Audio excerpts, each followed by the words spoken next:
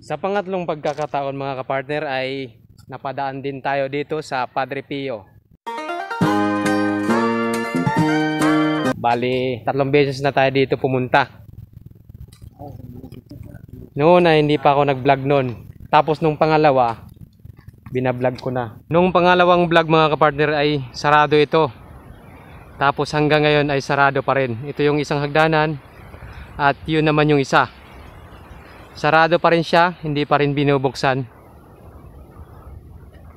Kaya ang daan dito.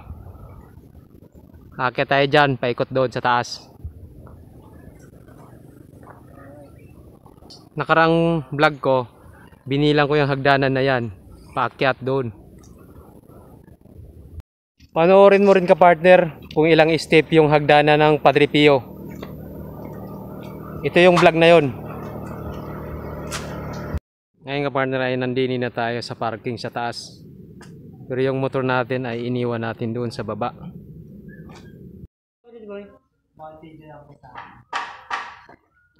Bumibili si Freddy ng soft drinks.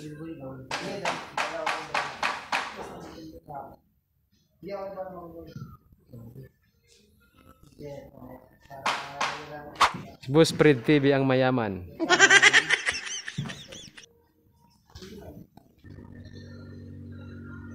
Pampabatid uhaw.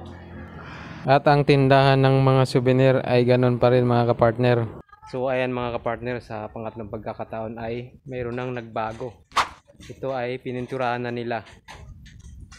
Tapos yung kamay doon, mayroon ding pintura. Ayan.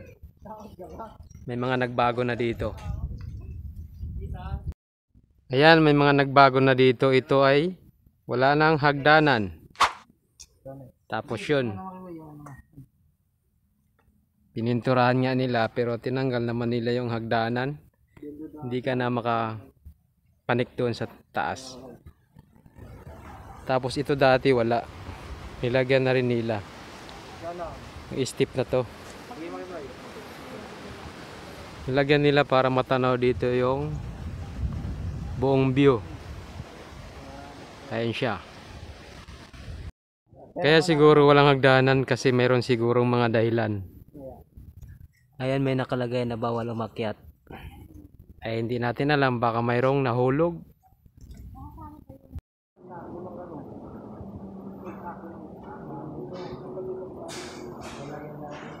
Ito na yung chapel nila dito sa loob.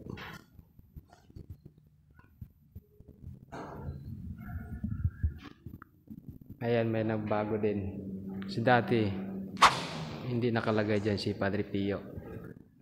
Ngayon, ayan na siya nakalagay.